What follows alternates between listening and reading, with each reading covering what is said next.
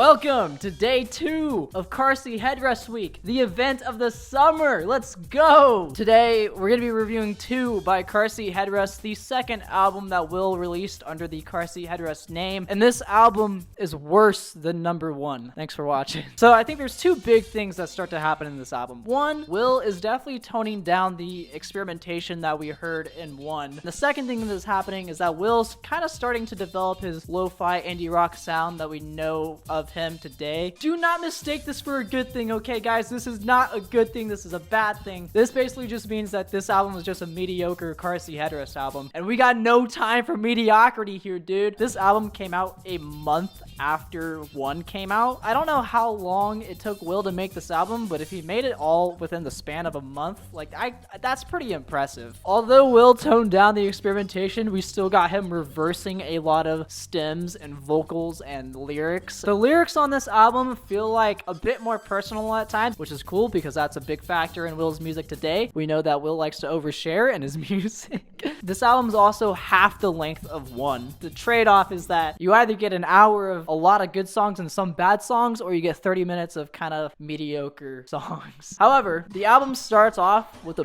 banger. We got Smoke Zone, which apparently is a reference to a Kate Wirtz comic. This song starts the album off with the perfect energy, and I actually really enjoyed this song. One of my favorite songs off of this album. The verse kind of stands out to me more than the chorus, to be honest, although the chorus is pretty catchy. The last like minute and a half, all the lyrics are reversed, so woo! This song title is fucking long. This one time I went to a coffee house because some guy I knew was playing, and I just sat there for an hour and I didn't want to talk to anyone, and then I came home and wrote this song. This song starts off a little boringly, and every time I hear this song I gotta remind myself like, oh no, this song actually builds really well and it's actually a cool song. The song is a cool song, but it just starts off with just like Will and his acoustic guitar, kind of soft vibes, kind of chill I guess. But where this song really shines is when the extra instrumentation starts coming in. There's this like soft synth in there. There's these really cool like guitar layering riff things in there. We Are in Space is the 3rd song on the album. I feel like this is the most experimental that the album gets. This song kind of reminds me of something that I would find on 1, and that's a good thing. I think this is one of my favorite songs off of the album because of how like outlandish it sounds, I guess, compared to the rest of the album. The bridge of the song is kind of weird. It's just Will is like super distorted and he's like, space. It's you. You're the asshole who made this, says Will as he was writing the song. This is the first song that gives me like complete sleeper vibes. Like, it's all right, I guess. The instrumental builds pretty well, although it's not very memorable. I can't think about how it sounds right now. I'm gonna actually play it because I don't remember how it sounds. Oh, yeah.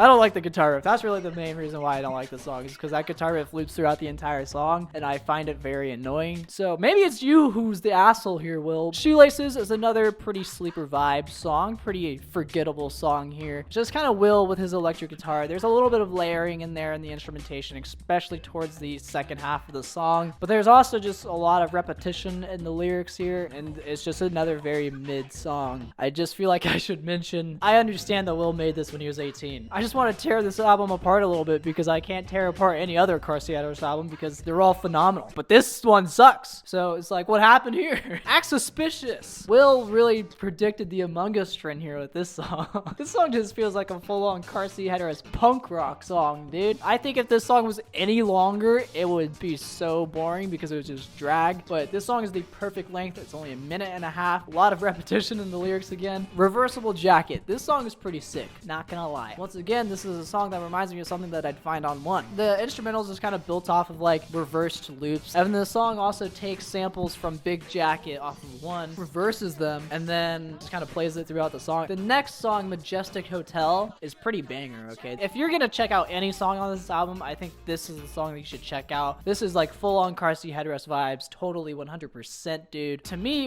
where this song stands out the most is the vocals. Just the melody and the vocals. It's so catchy. 90 big sleeper vibes from this.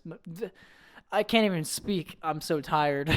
It's an alright song. It's just nothing super memorable about this song, especially in the lyrics. Will really dropped the ball, especially in the chorus of this one. He's just counting from like 90 to 99 or something like that. Jeez, Will, not everyone can count that high. Chill out, man. Oh, actually, there is something very cool about this song, and that's the vocal layering in it. But that's really the only cool thing about the song. Fiction 1. Will got a little comfortable writing this song, that's for sure. Yeah, this song's just Will and a piano singing. It's alright. Just like Big Jacket off of 1, this song kind of suffers from the quality of it, I think, in terms of recording quality, that is. I can see why some people would enjoy the song. I could actually see this being a fan favorite off of the album, but it's just not really for me. Hanging out with my mom in woman's apparel. This song feels like a shit post. He's pissing on his essay and he's not washing his hands. That's like the first section of the song. The second section, like the second half of the song, is actually really sick, especially towards the climax of the song, because there's like this reversed vocal that's happening in there, and then there's all these like vocal chop layers in there, and like it sounds really sick. The climax of the song is pretty cool. ... Then it will be exactly the same as Earth. This song is a nice vibe to close off the album, I'm not gonna lie. Very simple. There's only one lyric that just gets repeated, and I mean, it's a nice lyric, and the vibe is really